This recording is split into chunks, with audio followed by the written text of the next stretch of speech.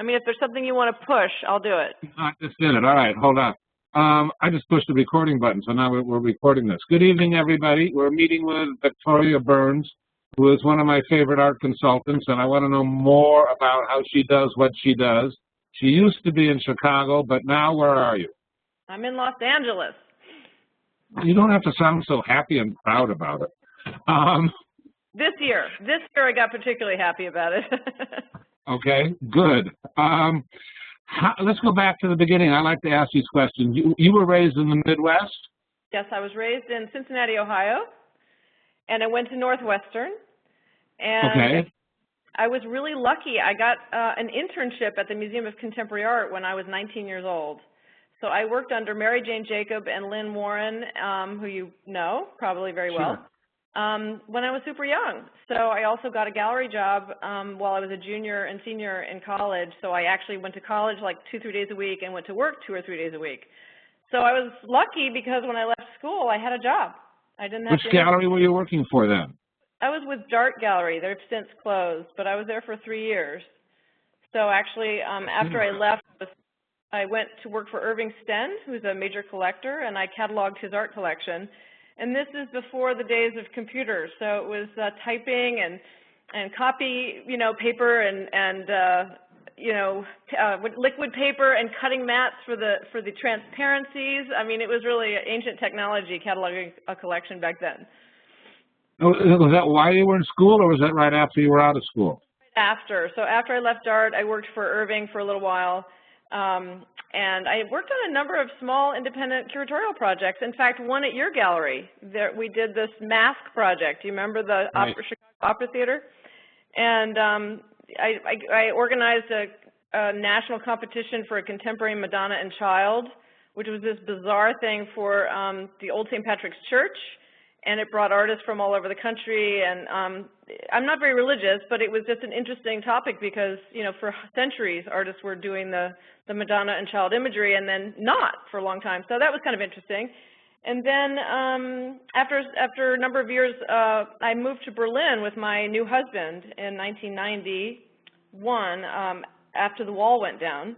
And we lived there from 92 to 93. So I had a gallery job with a gallery named Raab, R-A-A-B.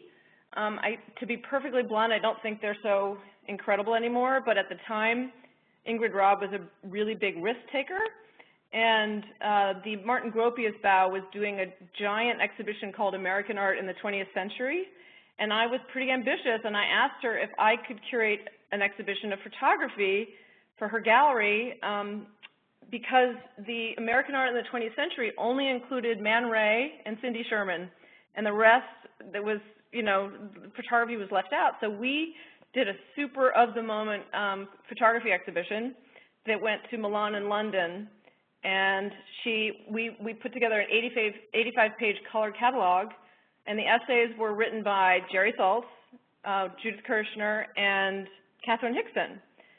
So when I got back from Berlin, I ended up having a catalog in 3 languages to start my career. And I was hired by the MacArthur Foundation as their part-time curator. And it was perfect because I had babies at that point. I started to have children at that point, so I worked every other day. I couldn't wait to go to work. I couldn't wait to go home. I couldn't wait to go to work. I couldn't wait to go home. It was really quite perfect. And then I started doing other corporate collections at that time. And I worked for Rhona Hoffman briefly. That was also very interesting, for those of you who know Rhona. And, but mostly since about 1993, 94, I've been doing private and corporate art consulting, working for myself. What did you, I want to hit a detail we might have skipped, or not hit enough. What did you major in? Art history. What did you major in within that? I would say social art history. Do you know Holly Clayson? She's a professor. No.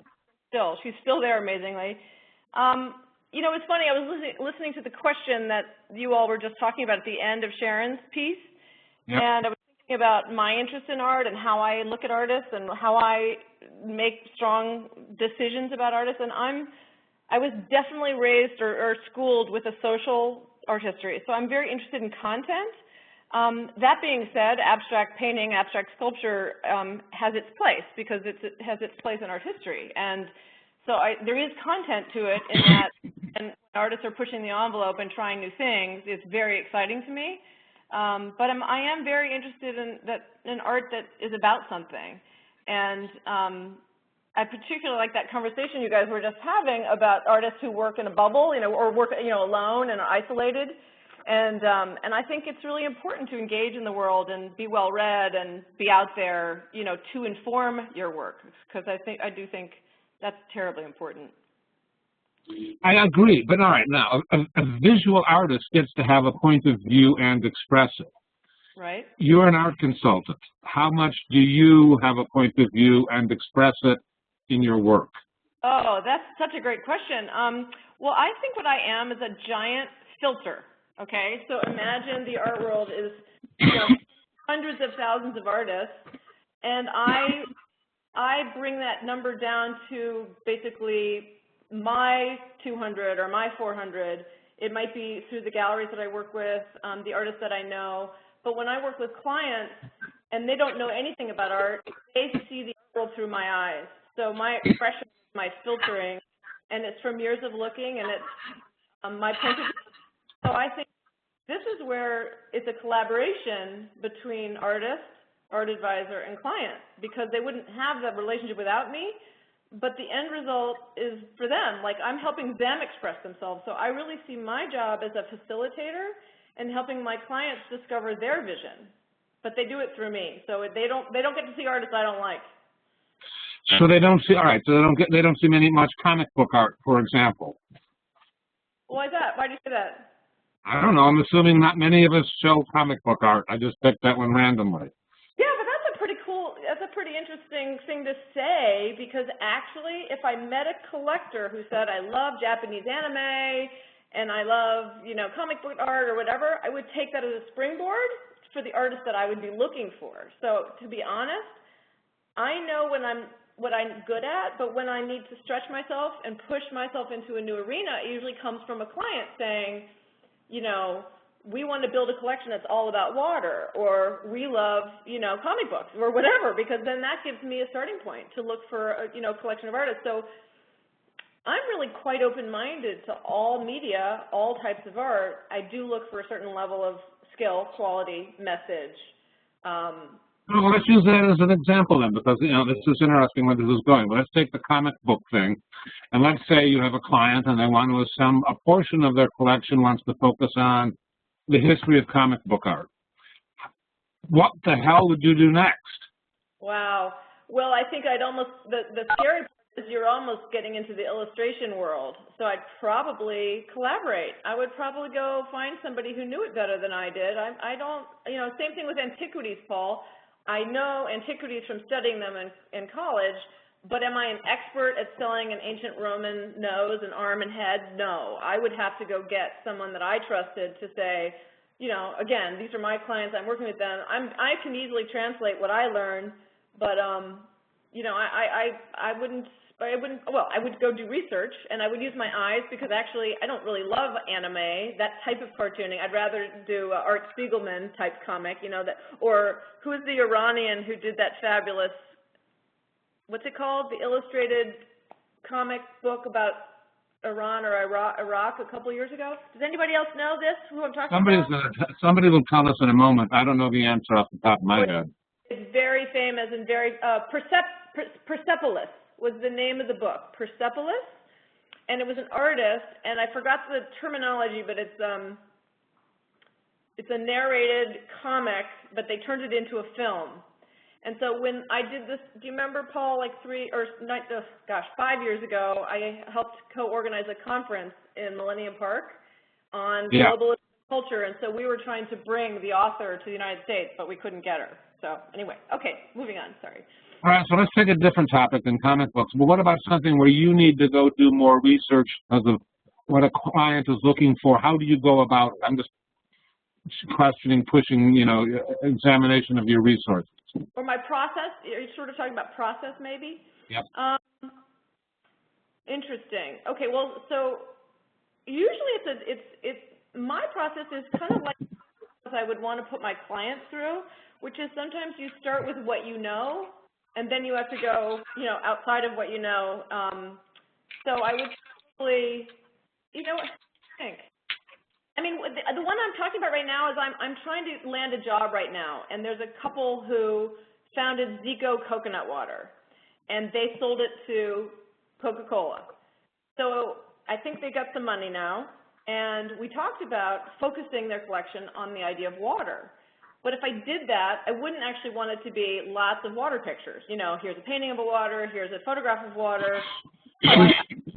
To be more conceptual. So I would go learn more about the environmental issues that, maybe we all know Ed Bertinsky and we all know, certain artists, but there's plenty of others I've never looked at before. So I would go looking for the curators and the books and the, even the regions of the world where, Iceland, thinking of Ólafur Eliasson and some artists and anything about the Antarctic, because that relates to water. So I think that's what I would be doing, is sort of pushing myself into zones I'm not familiar with.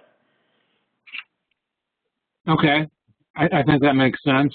We've just gotten the answer from two people about Marjane Satrapi. Is that how you pronounce it? Yes, Marjane Satrapi or something like that, yes. Okay.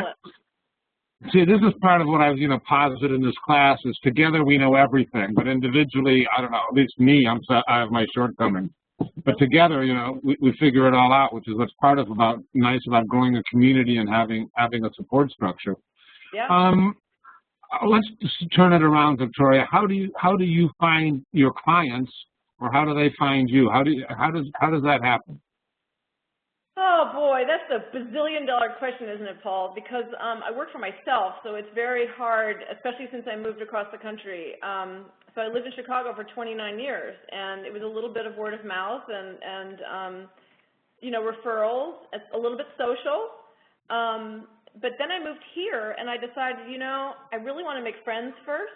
And so I very carefully did not, I also had children in high school, and I was very careful not to try and hustle all the new people I met into new clients. I just thought it was in bad form. So I took a year or two to go get to the art world and go to every gallery, museum, and create. Don't worry about it. Okay. There we go. So to answer your question, what I'm doing now, it's kind of like what I was going to say about artists. I'm now pushing myself out into the nonprofit world. I really want to go where smart people are because it's stimulating for me, but I also find out that I learn something and they learn something. And I tend to be able to apply things in the art world to the rest of the world. So when I'm the new person in the room and my world is about art and their world is about the economy, economics or lawyering or doctoring or whatever, oftentimes I'm able to create a bridge through what I do, and that's been helping me make new clients for sure, is to get out of the art world. The art world is a wonderful place to do business and to be friends with artists and curators and whatever, but that's not a great place to get clients. So you got to absolutely go, with your personal interests and try and figure out where to meet interesting, smart, successful people. And that's what I did here. I joined a nonprofit organization for the first 3 years I was here. What is it, and that led to contacts? Yeah, it's led to a lot. But I would say that the first big client, actually the first two big projects I had here, one I called you about, Paul. I was applying for this big hospital, and I didn't get it. And then, ironically, like a month later, I sat with someone at a dinner party, and I had just redone my website, and they were building a modern home on the beach, and they were getting rid of all their traditional art and traditional furniture, and I was lucky, though, because this man's brother was an art collector, so he knew the difference between decorating and collecting serious art. But they hired me within 30 days. I'll make more money than I would have ever made on the hospital. They've already bumped my budget from $500,000 to $1.2 million. So I have one of the best clients I've had in a very long time, and now I hope to meet all their friends. To answer your question, how am I going to get new work? I'm hoping that we get the house installed in 2 months and they start entertaining, and I do talks. Like I'm going to produce an educational booklet for them so they can actually be intelligent about their art that they've bought, and so I'm going to help them. And I also want them to do this long term. Like I'm hoping they'll get hooked, that it's not just the house is done, that they keep buying because they love it so much. So I think it could happen. So let's talk about this and how you work. I mean, they are moving aesthetically in a direction that they didn't know they were going to go a year ago. Yes, and it's so cool. So here's what I love doing. I love that. Okay, so let me explain to the artist how I work. So this is new technology. You know, the internet has been fabulous for me too, because 10 or 15 years ago, you know, you'd have to send slides or a transparency and then, you know, FedEx it or wait a week. And, you know, it was very laborious back in the 80s and 90s. And so nowadays, what I do with my clients when I start with them is we spend probably 3 or 4 hours looking at books. We might go to museum shows, but then I start sending them lots of emails, probably, you know, thumbs up, thumbs down, thumbs up, thumbs down for a while till I find out what it is of their aesthetic and their taste, certain artists, and then I would go back to look for actual artworks that'll fit in their home, that fit in their budget. And what has happened with this client that I'm working with here that is so phenomenal is if I had asked them right up front, do you want to collect photography or do you want to collect painting or whatever, they had no way of answering that question. But over a year's time, it has evolved. They like very sculptural objects. So even the paintings we've bought are very sculptural. They've bought a fair amount of actual sculpture. And then they're really excited by photography. But all this has come about by me dropping the filter, showing them lots and lots of things, but it's their vision that comes out. It's their interest, their taste. And I'm just excited because I'm showing them people I think are, you know, well, I do emerging to mid-career. So these are people who are already really making a mark or I believe will make a mark in the art world and that their collection will do well for them. Even if they change their mind in 5 or 10 years, they should be able to sell things and be okay, or make money even. How do you charge? What are the different ways? I mean, I don't need exact percentages, but if you want to share them, that's okay. What are the different ways that are permissible to charge, and how do you do it? The way art advisors are all different. They can be a very high hourly wage and no commission. And I prefer commission, and I'll tell you why. You know, there's so much work I do when nobody's looking. I mean, I spend hours and hours and hours scouring the internet, and especially because there's now galleries in Russia and Africa and Korea and the art fairs. You know this, Paul. So I just, you know, I have to be good at what I do by looking all the time, but then that's still time I'm spending on the job. But if I build anybody for those hours, they'd be like, I don't want to be billed for, they only want to be billed for the hours they see you, know? So commission works out better for me. I end up taking a retainer for the first month of activity, basically, because I usually find out that in the first 30 to 60 days, either we're on the same page, we have the same, you know, they get me, they like my taste, and we start moving and they start buying, or maybe we weren't meant to be together. I got paid for those 30 days of sending them a bazillion emails and doing a lot of research, and I move on. So basically, I give any trade discount I get from the gallery, I give to my client, and then my client pays me. And my commission's off sliding scale. So 100,000 and under, I get a certain percentage, up to $500,000, another percentage, and over $500,000 lower. You know, it keeps going down. Okay. When you're going to go look for artists? Someone's assembling a collection on Southern California athletics. Okay. Where are you going to go? I didn't understand. Where do I look? How are you going to find 7? You know, I really am interested in the history of the California Angels and things related to baseball. Okay, I'm probably not the best girl. I probably pulled the wrong thing out. I'm sorry. Yeah, you know, wait, Paul, let me just black and white photography. I've gotten really interested in, or really more knowledgeable about LA artists. So to answer your question, mining the local, whether it's here or Chicago, where I've been, is always wonderful because the clients are here and they want to be able to talk about their own, you know. So I've gotten much better at that. As far as sports, to me that reminds me of. That was a bad example. I'm guilty. I apologize. I don't know any interesting sports work except for Paul Pfeiffer, maybe. God, I wouldn't have pulled that one up as quickly. That was a good shot. That was good.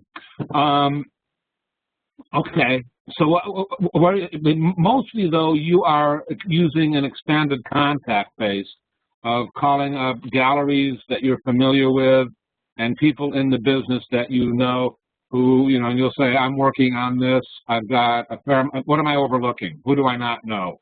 That's exactly right. In fact, I did that with a hospital. I called you. I called some curators at LACMA. I said, I definitely want to make this a totally local project, and so they introduced me to a lot of artists.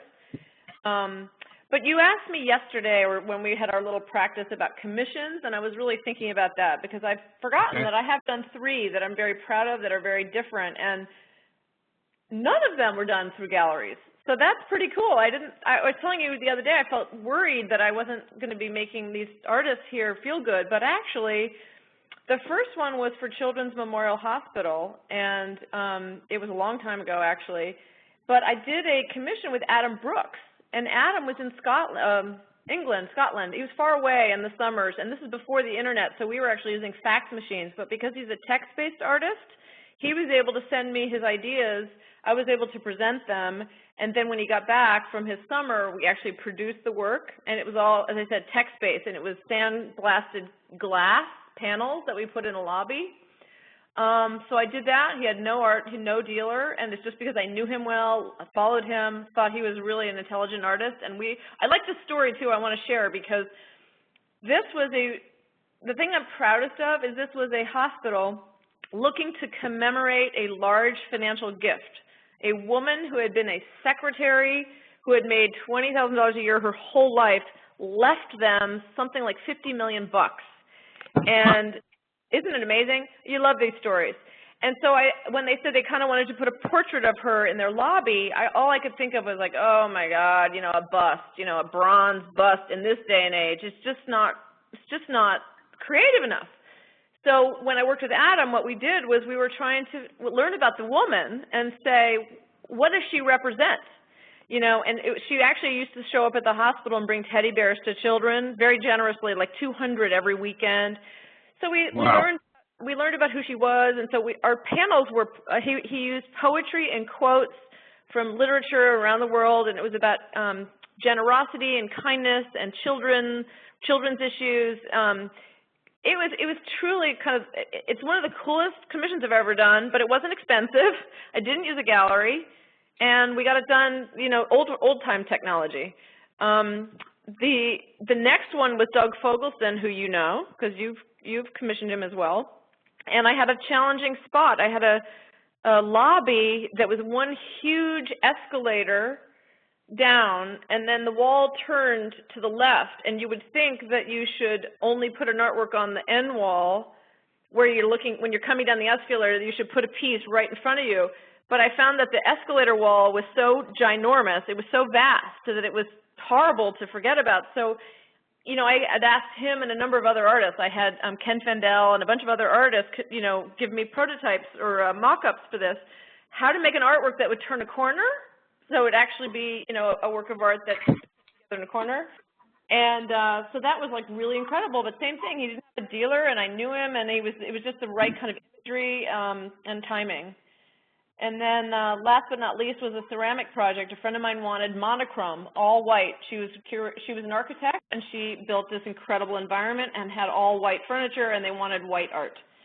So normally, you know, I might look for paintings, but we ended up doing porcelain, so ceramics. And it was very organic and fabulous. The client was super thrilled. And she was just finishing at the School of the Art Institute in Chicago and had never done any work for any public, she hadn't, you know, had shows yet. She'd had her graduate show, and that was it.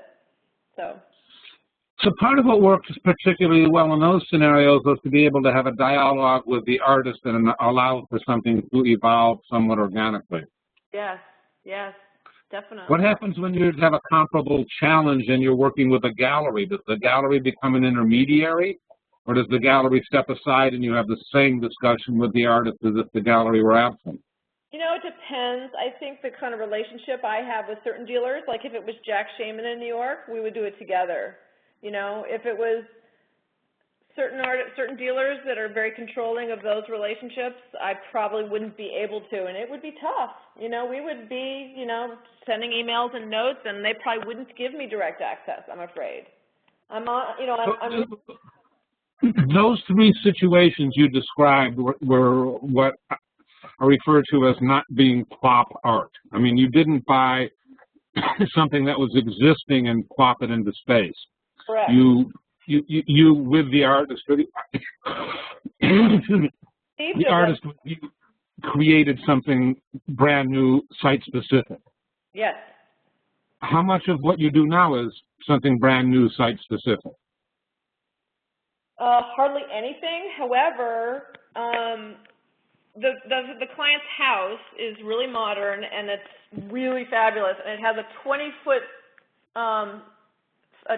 atrium stairwell. And when I was looking for art, I came across something so amazing that I asked them if they'd be willing to buy something sight unseen. And that, I think this is real bravery on a collector, a brand new collector. So it was a Pei White tapestry. You know who Pei White is? Okay, yep. So Pei White made a tapestry. It's only 4 years old, and she took a photograph in her studio of smoke and then translated it to a digital loom. So it's a giant tapestry, 8 feet by 10 feet. But I just knew it would fit in this location, Paul, and that's what's, when you say, you know, how much do I do now that's site-specific? Not very much, except for when I saw this piece, I said to them, oh my God, I can't fill this space anywhere better than this particular object. It'll fit the walls perfectly.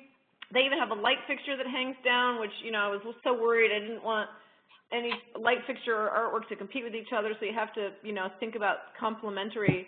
And they bought it sight unseen, and then I took her to see it like a month later when it arrived, and she went, like, it took her breath away. Like, I knew I was right, and so that was very site-specific, but it did already exist. Do you know what I mean? Like, I can't put it yep. anywhere else in the house. The size was perfect. The color, you know, was black and white, and it's just going to be the anchor piece in the entire house. And it was like the first thing they bought. That's cool. I'm rather impressed with the Association of Professional Art Advisors. You're a member. Does it serve you? Yeah, I'm really, really happy. I asked, there's an art advisor here in LA who I work with. She's also on Art Table that I'm a member of as well, which is a national organization of women in the arts, and artists can be a part of that, just so you guys know. But anyway, this woman, I called her because I had some professional questions about, you know, billing, and because I was kind of restarting my business. And she was a little proprietary about things. Like, she wouldn't really tell me what she thought, and I realized, okay, you know, she's a little competitive, you know, forget it. But she's the one who said, you know, you might want to call the APAA, you know, Association of Professional Art Advisors. So I called, and I was lucky because they knew who I was through my association with someone else. And anyway, I applied. It was fairly easy, but the reason why I answered yes to your question is they do surveys of all the people in our business. They send us a lot of articles. There's a lot of collegiality. Sometimes people just need a shipper, you know, in St. Louis or something. You know, people right. ask of each other. So it's a sharing of information. It's very collegial. I like it very much. I also think for the artist that it's a really good place to look at what art advisors do and to get some sense of their affinities. And that art advisors, like art galleries, have different affinities. And like, you should not send an email to all 20 art galleries at once or whatever. You shouldn't do the same thing with all art advisors. You should take a look at and, you know, see who has resonance for you. But we talk about there being lots of different villages in the art world. And working with art advisors is a village, and working towards public sculpture or public art is a different village. And working with an art gallery is another village. And you know, these villages can overlap, and you can work with art advisors like Victoria through a gallery or not through a gallery, and you have these different kinds of options. I think that what you want to focus on is, you know, what works well for you. You know, some of what works well for you depends on where your ego is. I mean, if you were making $250,000 a year and nobody knew it was your art and you didn't get any attention for your art, would that be happy? Or if you were making $60,000 a year, or even 30, and you were getting lots of attention for your art and museums were looking at it, but it still always seemed to hover around 30,000, would that be okay? You know, these are the kinds of questions you have to think about in terms of looking at different art villages. There are other art advisors that we've spoken to as a course, not in the last 12 weeks, but that we have, and you can listen to what those folks have to say also. Victoria, what's the difference between an art advisor and an art consultant? I think they're the same thing. It's just a new, fancier word. I think it's just more, well, I'm going to tell you a story that I'm not proud of because I think it happens in so many industries that it's not fair to judge people. But Paul, you remember back in the 80s, there were a number of women who studied art history, they'd had their families, whatever, and then decided to become art consultants.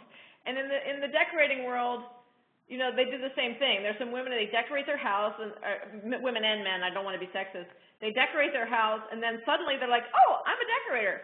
So yeah, I'm an expert. Yeah, I think Art Advisor came about originally in the last sort of 5 or 10 years to differentiate between the casual and the super professional. And so I just, I adopted it because I knew that it was the more, highfalutin, and I wanted to have that. I hear you.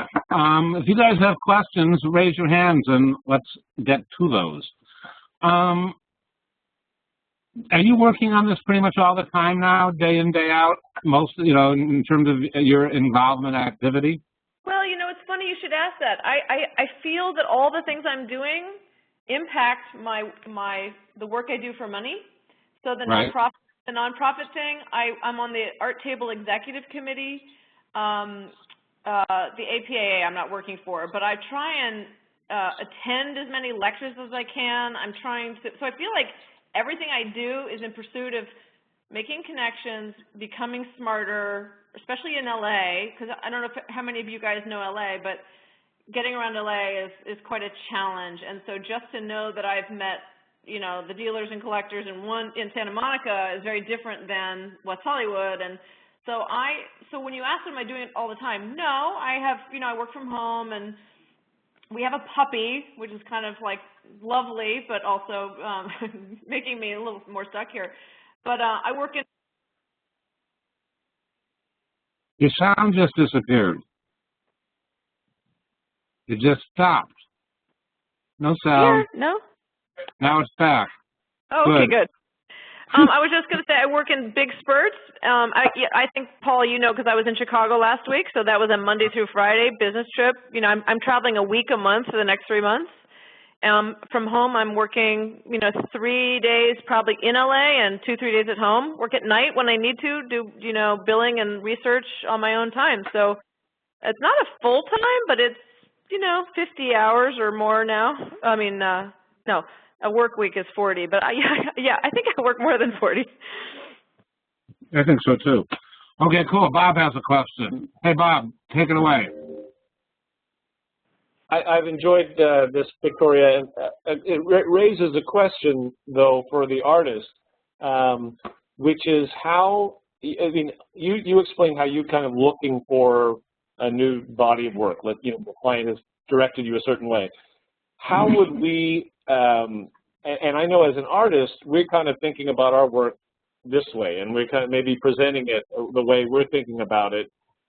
But maybe there's a mismatch, and maybe there's an opportunity here for you to tell us something that will help us to better kind of code, if you will, our work when we put out an image on the internet or whatever, so that someone like you can find it when you're looking for something that would be perfect, but you might never find it because we're just not thinking about how to be found by you.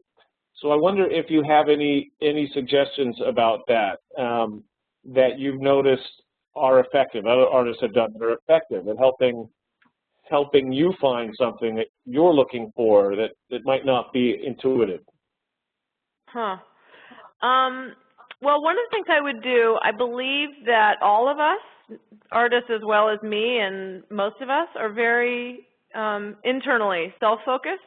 So in other words, you see your work and you see your mission from your point of view, I would definitely first, get yourself your own little panel of advisors, if you could, a friend and someone in the business, to look at your work to see if they see in your work what you believe is in your work, because sometimes you can't help it, but you're sort of so myopic, like you're so focused, and you think, oh, but this is the message I'm sending, and this is what I'm putting out there. But then if people aren't reading that, that's going to be, that's going to stand in your way. So I would do that. I have to second answer your question though, which is how would I find you? And actually, it's funny, since I'm on LinkedIn and the Association of Professional Art Advisors, I'm starting to get emails from artists, which I haven't had in a very long time. I used to just do it all myself, and now people are reaching out to me. And I really do want to be fair and democratic, so I look at every single thing that comes across my desk, although a lot of people, as you said, Paul, earlier, they're not looking to see who I am and what I do. They're just sending me their work. So they're doing the myopic thing, which is, oh, I'm a painter. She's an art advisor. I want her to see my painting. That's one approach, but the other is to look at my website and to see the kind of things that I'm interested in and try and, see if they have a fit with me. So I guess that is something you need to do, because I agree with you, Paul. Like Patty Guilford and Emily Nixon and I, like we're all a little bit different, and I don't know if it's easy to see the thread, but it's kind of like dating. You probably do have to find something that you can connect with me. The way I see on your website that you like images of Antarctica and blah blah blah, and I went on an expedition, or I've been doing these paintings. I don't know, because I don't know your work, Bob, but I'm just saying I would try and find a connection with others, and I would use your own network and friends to examine your own work to see if they see what you're putting out. But it doesn't matter, partly because don't forget, people bring their own experiences to art as well, right? So it should be what you're putting out and then some. It should be a lot of other things as well, hopefully. But it's challenging, because what you were saying before is that your next client determines in some sense what you're looking for. And so we may find your aesthetic in some ways, and that may be why your clients also match with you, but you may not have done something like that before. And I mean, I can understand from the artist's point of view just wanting to just carpet bomb, but it doesn't sound effective. But when you go to do internet searches, are you looking for keywords by subject, by material? Are you looking in sort of lists of all the figurative artists or something like that, or how? Oh boy. Okay, so I'm going to answer that. Two things. I lately have been wanting more painting, so I haven't seen as much painting as I'm looking for. And to answer, somebody asked earlier about abstraction versus figuration. I don't want anybody to limit themselves to thinking that the art world sways any one way, because there's great work in all these different genres. So I just want to qualify that first. So when I'm looking, I mean, I've seen amazing, portrait images. Sometimes my client don't want pictures of other people in their house, but it doesn't mean that I don't put them in my toolbox. So, Bob, first I want to say that I'm not always looking for what the client's looking for. I'm the one that's collecting my people. So it's my dealers and my artists and the people that I love, because what happens is if I love your work, I get excited about it. My face turns red. I smile a lot. Like I try and get them really inspired by it. So it's your connection with me is not client-based. It's your work's connection with me. So it goes into this is an interesting conceptual artist. These are great photographs. Sometimes like everybody else in the world, sometimes I just see an image and I go, oh, that is so beautiful. That is just so beautiful. I just want to remember that. And I have this, I have these files like artists to remember.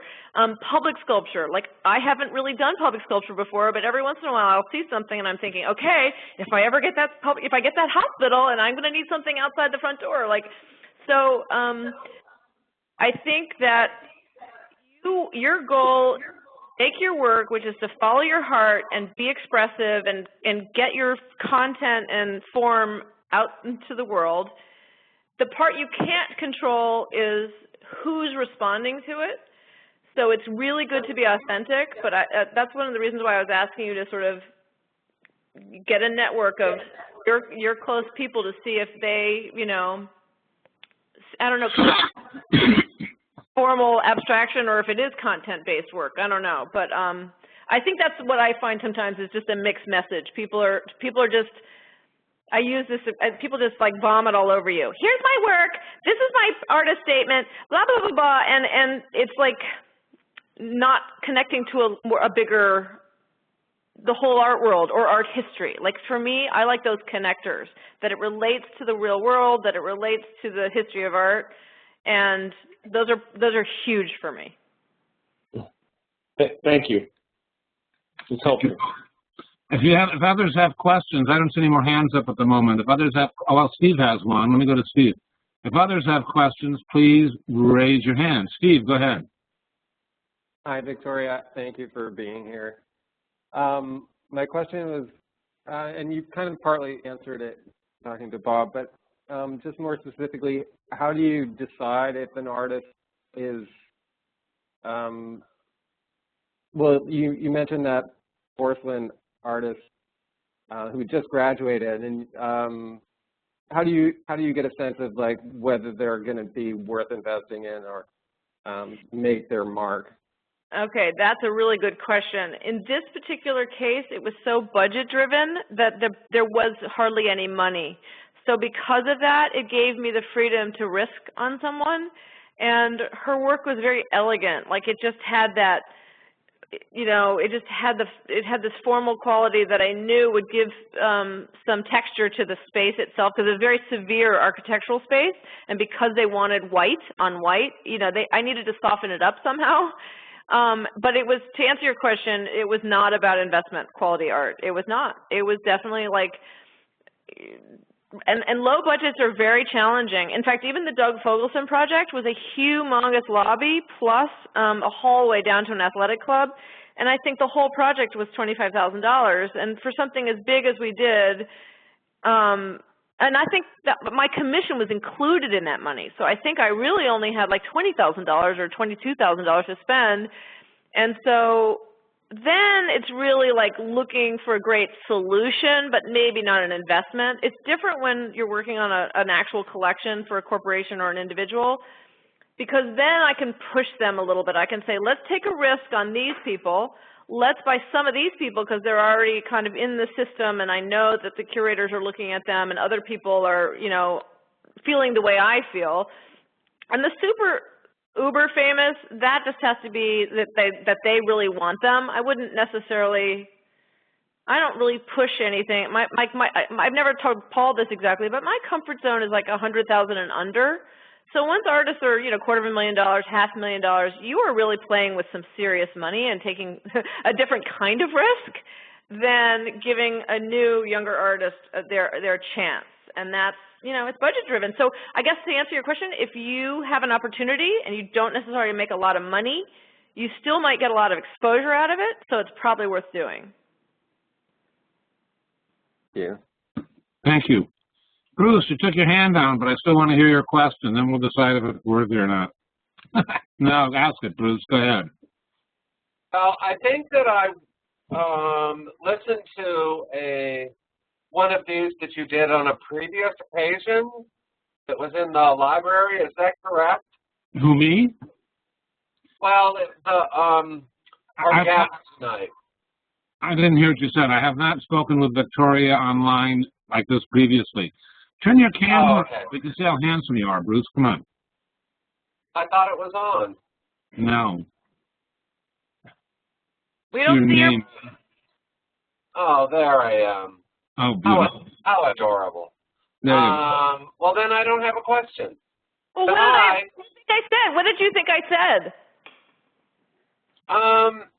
Well, it was something about, you know, commissions on, you know, if you're working with an artist and, you know, that this art consultant took 50% or wanted 50% of sales. And I really wondered about that because, you know, I mean, yes, there's all those things that you do. But then, to my mind, the issue is always about, well, what are they doing in terms of, you know, furthering your career, which is what you get from a gallery. Yeah. I want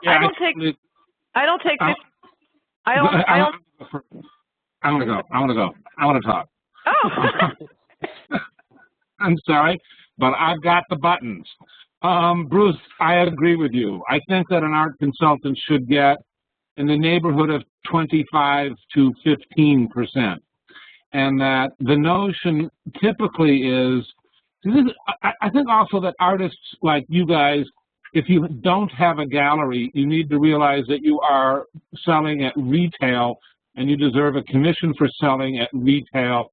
And if you do get a gallery, your prices don't double all of a sudden because you were actually selling at wholesale. You know, they might go up a fraction because the two factors that determine the price of artwork is your resume and number of how big it is. If you get a gallery, your resume's gone up a little, so your prices can go up a little.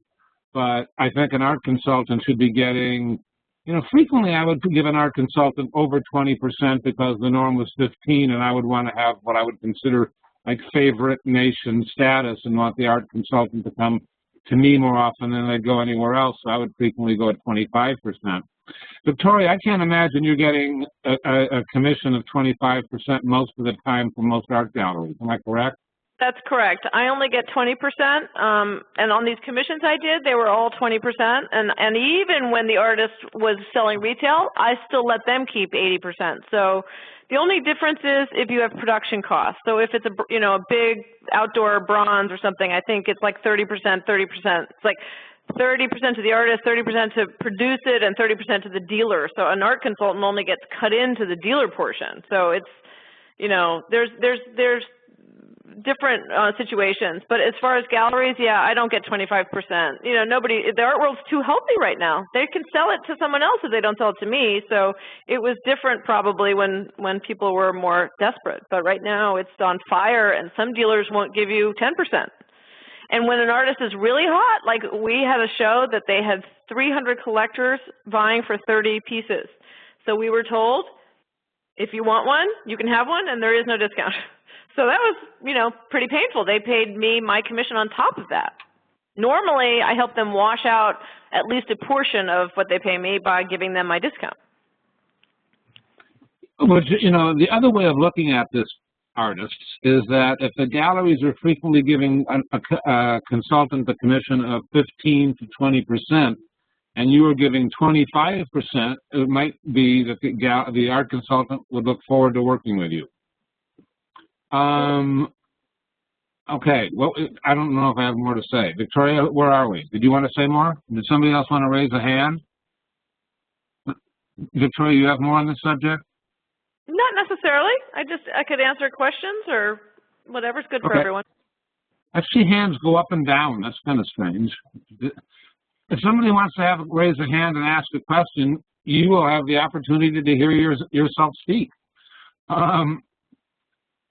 So it's hard to know how much money you're going to make on any given job, isn't it? Or to know what kind of a percentage is happening or what profit you're looking at before it really gets going. Oh, yeah, no way. No, I mean, no, because you just don't know. The idea is to turn people on to collecting art, but it is not my job to make sure that they're, you know, like I'm working with their budget. So if they say I only have $20,000 and I want to do I want to buy 4 pieces, then I try to do that. If they indicate that they have 200,000, then I can do all kinds of things. I can get them to buy 1 or 2 a year and get really major things, or I can do the whole house quickly.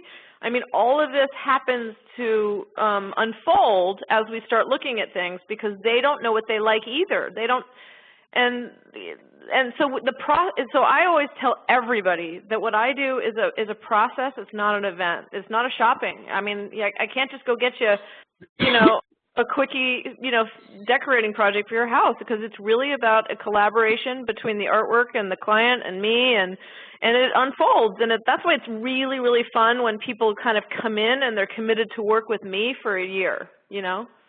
Anybody wants to do something. That's cool, and I think that's part of what makes you special, and, you know, the conscientiousness that you bring to it, which is to say that not all art consultants work the way you do. Some of them are, you know, not so much about the relationship, but let's find that one piece of art and move on. All right, I want to go to Margot. Hi, Margot. Go ahead. Victoria, I'm so grateful for your, I'm just grateful for your enthusiasm for art. you know, and this may be off the subject in some ways, but I just, you know, I live in a part of the world where there's not a real vibrant level of enthusiasm for the arts, and I always wonder, like, you know, we grew up in Chicago, and now we're in, you know, an exotic natural landscape in Idaho, and it's really spectacular. And I find the most wonderful thing about the landscape that takes care of me now is finding petroglyphs and rock art. But I really want everybody to understand how powerful and beautiful and exciting art is. And it's just like, do you think it's genetic? Or is there a prescription for art appreciation that we can dose everybody's water supply with? I don't, you know, I just want art to benefit from the art world, because I think it's such a fine place to learn and find joy. But it's not for everybody. You know, some people just want sports in their cars, and they're not, you can't, and I even have had clients who, they know so much about their world that they come in to work with me, and then they want to control the outcome. Because, like, I've had an investment banker who was such a successful investment banker, and he assumes since he's so smart in his world that he should be equally as smart as my world, but he's not. He hasn't been looking at art for 25 years. And so there are people who surrender and say, wow, I never knew that, or I never heard that piece of music, or I've never seen Schindler's List. You know, when you see a movie or you hear a piece of music that takes your breath away or makes you cry, you know, I want to find a way to help people connect to artwork that gives them those feelings. And so I think the real issue is finding people's interest. Like, so to Paul's funny question earlier, if it is sports, you know, figure out a way. In fact, there's this great photographer who photographs golf courses all over the world. Skeet McCauley, and then there's Paul Pfeiffer doing these basketball videos. So if I had to enter through sports, I probably would. And I just think, so to answer your question, I think sharing your love and enthusiasm usually turns other people on, but you do have to find a way to do it in their language. Do you know what I mean? So if it's... That's great. It might be through fashion. In fact, I met a person who was really into fashion, and so then I figured the first artworks I should show them should be fashion related. I should show them Nick Cave, and I should show them Elizabeth Payton, and I should show them things that they can relate to first, and then move them slowly into other arenas. Thank you. Thank you. What else, Polly? I have a question. Okay. Did we lose him? Did we lose Paul? I turned my volume off because I coughed. I'm sorry. Go ahead, Monica. I just had maybe it's a theoretical question. Do you peruse, you know, art department websites in distinguished institutions? Do you look at academics who are making art, or are you mostly looking for artists who are working independently from from institutions? I think you're giving me an idea I just hadn't had. So I haven't done it yet, but I've done it when I've needed to, or when I was like, someone was speaking and I didn't know them very well, so I would go, you know, look them up, you know. But that's a really great idea. Although I did see in Chicago, I knew the artists who were teaching, and now in California, I'm trying to learn who are the artists who are teaching. But if it was Iowa or Dallas or something, then I'd be kind of at a loss. I wouldn't even know to start looking for them, you know, to be honest. Yeah, ceramics is big in LA and also in Iowa, actually. But well, yeah, but you know, it's interesting. It's I mean, I'm an academic artist, and and I don't know that I'm certainly not now producing at the level that could, you know, fill a gallery of, you know, or I don't know, fill a commission. But, you know, when I think about some of the great artists, Jessica Stockholder, who's at, you know, at U Chicago now, and, you know, some people who are really, really active, you know, while they're pursuing really intense academic careers. You know, I always sort of know a list of like where sculptors and ceramics are teaching in the world, and that's sort of the way I follow them. And it's just interests me that as a collector, you're following people through a different set of institutions, you know, through the galleries and through museums. Yeah. It's just curious to me, and I wonder if those ever, I was just wondering if they ever overlap for you. They do, but they do through the intellectual side, going to lectures, you know, sharing with people. That's what I'm saying. When one of the other things about moving across the country when you're midlife, as I was, I have a rule, which is anytime anyone invites me to something, I go. I mean, if I can. So show up is my mantra, and that includes a funeral. I just want to say. Even a family funeral, I was not like, you know, wild about going, and then I reconsidered and I thought, you know, something touching and, you know, amazing could happen. And I'm just finding that as often as I make the effort to go to things, lectures, talks, exhibitions, art fairs, whatever, I'm making, and I also have I make a project of connecting with one person, not, oh, I got to meet 30 people, because meeting 30 people, I usually come home feeling empty. If I meet and have a great conversation with one person, it ends up like leading to something else. So that's that's what I think everybody should do. That's great advice. Show up. Well, show up. Yeah. Show up. Exactly. That's good. I wonder if I could listen to that. I'm going to try. All right, Valerie, the last question. Well, I think in a way,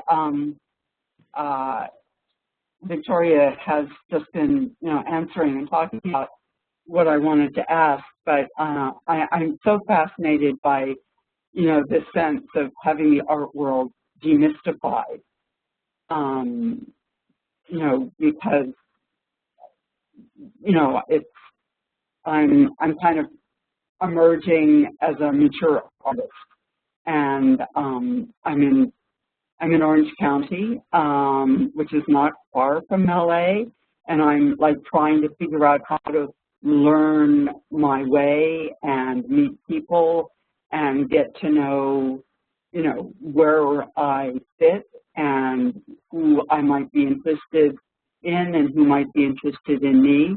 And so, you know, this kind of like, you know, though the metaphor keeps coming back of, you know, dating relationships. But maybe I could just ask Victoria, you know, if she has any advice for, you know, someone learning, you know, a new place, which happens to be where she is in LA. So I'm sorry, I don't understand your question. So you want to be able to get out more in Orange County and meet more dealers and artists and curators? Is that what you're saying? Is that what you're saying? Well, I think I need to go a little further afield than Orange County. I think I need to go into LA. Yeah, I think you gotta like put on your serious, self-confident, you know, hat, and you just got to make a day and go up into, you know, Culver City has literally 10 or 15 galleries all right next to each other, so that's your easiest one. And then West Hollywood, they're kind of spread around, and they're also a little too famous in West Hollywood, so no one's going to talk to you anyway. And then downtown LA has some younger, funkier ones. But I just think the more you see and the more you're exploring other people's work, you know, and talking to people, chit-chatting with the gallery assistants, I think is a great way to get some information. They're usually not decision makers. They're probably not going to look at your portfolio. It's probably not smart to walk in and say, will you look at my work? I don't think anybody does that anymore, so you got to find out how they do it.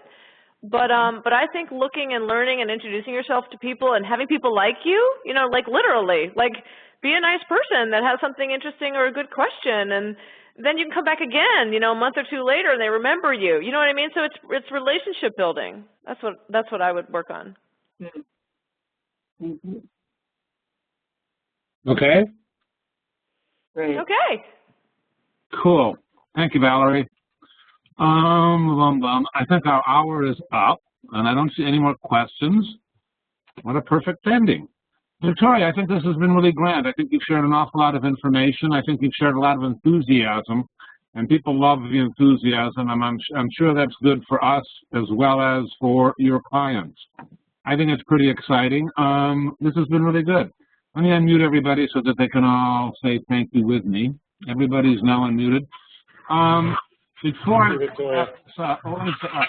Victoria. Everybody say thank you with me. Thank you, thank you. Then I'll say more. Victoria. That's great. Thank you.